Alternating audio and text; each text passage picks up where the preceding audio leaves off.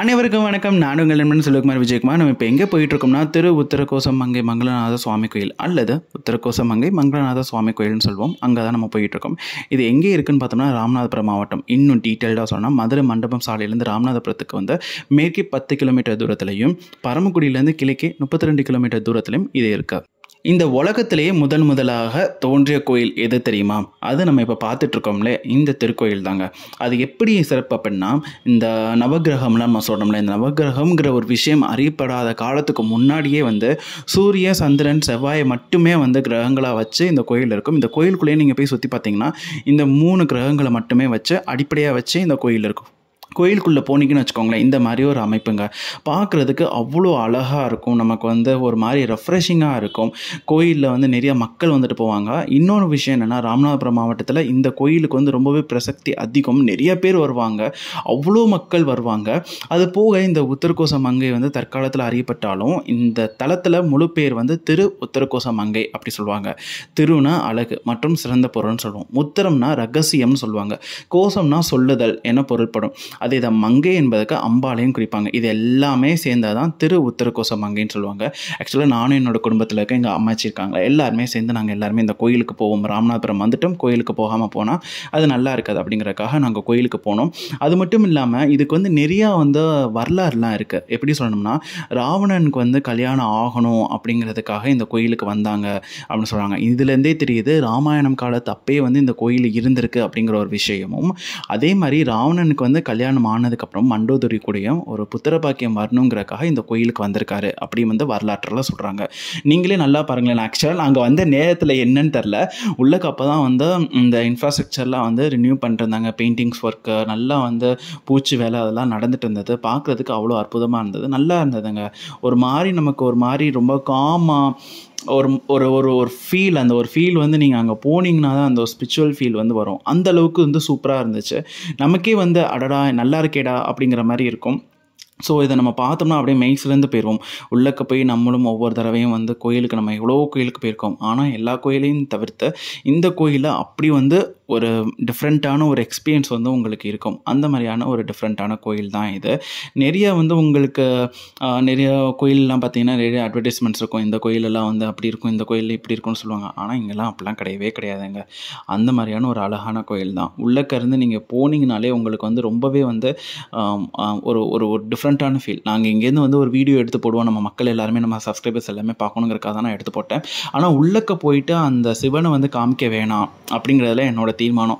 என்னென்னா, எல்லாத்தையும் காமிக்கிறது வந்து தப்பு. அதுவும் வந்து உள்ளக்கக்காரோ அந்த இதெல்லாம் காமிக்கிறது வந்து ரொம்பவே தப்புன்னு எனக்கு தோணுச்சு பர்சனலாக.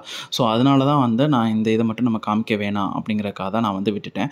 ஸோ மற்றபடி வந்து கோயிலில் இருக்கிற இன்ஃப்ராஸ்ட்ரக்சர்லாம் நீங்கள் பார்க்கலாம், தாராளமாக பார்க்கலாம். நிறைய சாமிகள் இருப்பாங்க, நிறைய புத்தர்கள்லாம் இருப்பாங்க, குருக்கள்லாம் இருப்பாங்க, நிறைய சின்ன சின்ன சிலைகள்லாம் இருக்கும். நீங்கள் அதை பார்த்தீங்கனாலே இவ்வளோலாம் இப்படிலாம் பண்ணாங்க அப்படின்னு நமக்கே வந்து மெய் சிலக்கும். அந்தளவுக்கு வந்து ஒரு மாதிரி டிஃப்ரெண்ட்டாக இருக்கும். அதே நேரத்தில் சில பல பாவங்கள்லாம் பண்ணால் நம்ம வந்து ராமநாதபுரமில் இருக்கிற அந்த கோயிலை, ராமநாதபுரமில் ராமேஸ்வரமில் இருக்கிற அந்த புண்ணிய தலத்துக்கு போய் அங்கே வந்து அந்த பாவத்தை வந்து போக்குறதா சொல்லுவாங்க.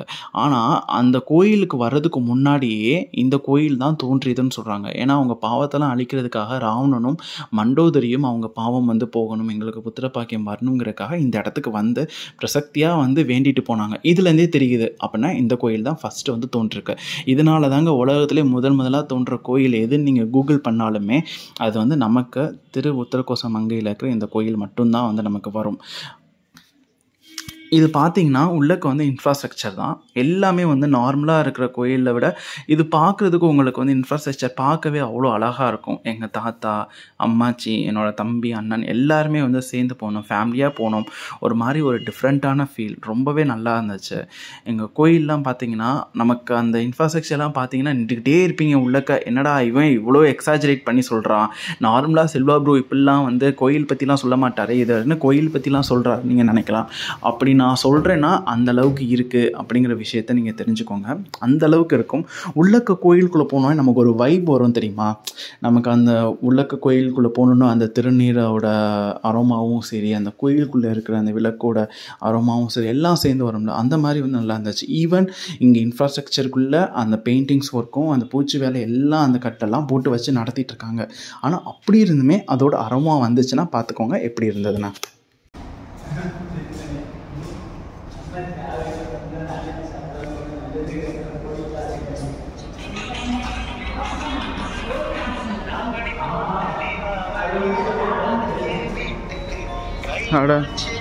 ஒரு பாட்டா நாட் இன்ட்ரெஸ்டட். இது வந்து ரொம்ப கிரிஞ்சுத்தனமாக இருக்கிற மாதிரி எனக்கு ஒரு ஃபீல்.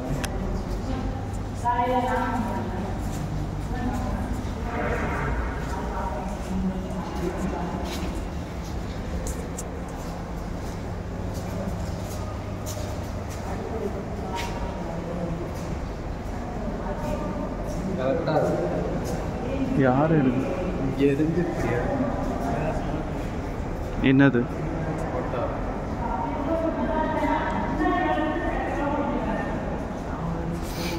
எடுக்கணுமாண்ணா? இங்கே தாத்தா காணா.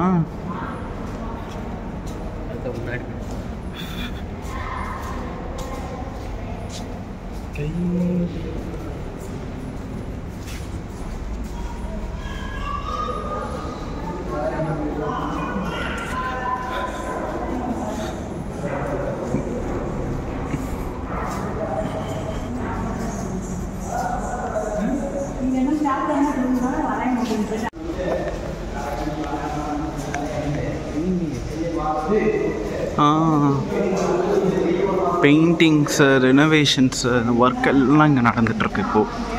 அதனால தான் நிறையா கம்பு கம்பாக போட்டு இடித்து வச்சு, ஆனால் நல்லாயிருக்கு எல்லாமே.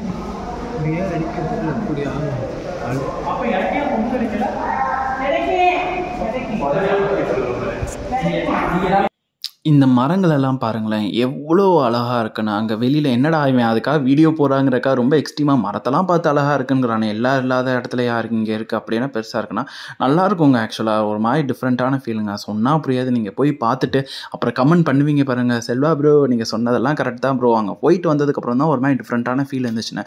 அதே மாதிரி இந்த உத்தரகோச மங்கை கோயிலை பற்றி சொல்லும் போது ஒரு விஷயம் நான் மறந்துட்டேன். ரொம்ப ரொம்ப ரொம்ப ரொம்ப ரொம்ப இம்பார்ட்டண்ட்டான விஷயம் என்னென்னா, இங்கே 6 அடி, ஆல்மோஸ்ட் 6 அடி உயரத்துக்கு நம்ம ஒரு மனுஷன் நிற்கிறாங்களா. ஆல்மோஸ்ட் என் ஹைட்டே இருக்குங்க. என் ஹைட்டு உயரத்துக்கு ஒரு நடராஜரோட சிலை அங்கே பார்த்தீங்களா, அந்த தூரத்தில் இருக்கிறாங்களா. அங்கே நீங்கள் போனீங்கன்னா மரகதத்தில் செஞ்ச நடராஜரோட சிலை. இங்கே பின்னாடி பார்த்தீங்கன்னா ஒரு கோபுரம் தெரியுதா. இங்கே எல்லாமே வந்து ரெனோவேஷன் ஒர்க் நடந்துட்டுச்சுன்னு சொன்னேன். இன்சைடும் சரி அவுட் சைடும் சரி எல்லா இடத்துலையும் ரெனோவேஷன் ஒர்க் நடந்துகிட்ருக்கு. ஸோ ஓகே, நம்ம அங்கெல்லாம் பார்த்துட்டோம். இங்கேயும் நம்ம போய் பக்கத்துலேயும் போய் அந்த ஒரு கேமராவில் விஷுவலாக உங்களுக்கு ஒரு ட்ரீட் கொடுத்தா தான் அது ஓரளவுக்கு நல்லாயிருக்கும். நம்ம பார்த்ததை நம்ம மூலமாக மக்களும் பார்க்கணும் அப்படிங்கிறக்காக இங்கே பாருங்கள், நடராஜர் பாருங்கள் எவ்வளோ அழகாக இருக்காருன்னு. இந்த ஒரு சிலை தான் இங்கே இந்த உத்தரகோச மங்கையில் ரொம்பவும் இன்னும் சிறப்பு கொடுக்குது அப்படின்னு வந்து இந்த ஊர் மக்களும் சரி, ஹிஸ்ட்ரியிலையும் சரி, கூகுள் நீங்கள் பண்ணாலும் அதுலேயுமே சொல்லுவாங்க ஆப்வியஸ்லி. ஸோ இங்கே பார்த்தீங்களா, இந்த மண்டபமும் இந்த கோயிலோட ஸ்ட்ரக்சர் பார்க்கவும் அவ்வளோ அழகாக இருக்கும்னு நான் சொன்னேன். ஆனால் இங்கேருந்து உள்ளக்க ஒரு வியூ பார்த்தேன் பாருங்கள். இந்த வியூ பாருங்கள், அந்த தென்னை மரத்துக்கு பக்கத்தில் அந்த கோபுரம் வந்து ஒயிட் கலரில் பார்க்குறதுக்கு அவ்வளோ அழகாக இருந்தது. ஆக்சுவலாக இன்னுமே வந்து பெயிண்டிங்ஸ் ஒர்க்லாம் போகும்னு நினைக்கிறேன். ஸோ இன்னும் முடியவே இல்லை, இப்போ தான் ஸ்டார்ட்டே பண்ணியிருக்காங்க. அந்த நேரத்துலேயே நாங்கள் வந்து உள்ளக்க போய் நாங்கள் பார்க்க ஆரம்பிச்சிட்டோம். இங்கேருந்து பார்க்குறதுக்கு அவ்வளோ அழகாக இருந்துச்சு. எனக்கு நடராஜரை பார்த்துட்டு, நடராஜர் ஆக்சுவலாக வந்து அந்த கோயிலை பார்க்குற மாதிரி ஒரு ஸ்ட்ரக்சரில் அமைச்சாங்களா என்னன்னு தெரில. இங்கேருந்து நடராஜர் இருக்கார், அங்கே இருக்கும்போது பார்க்கும்போது ஒரு மாதிரி டிஃப்ரெண்ட்டான ஃபீல். ஓகே அப்படின்னு சொல்லிட்டு அப்படியே நாங்கள் வெளியில் வந்துட்டோம். செம்ம ஹீட்டு முடியல. தயவு செஞ்சு போகிறீங்கன்னா கொஞ்சம் ஹீட்டு கம்மியான நேரத்தில் போங்க.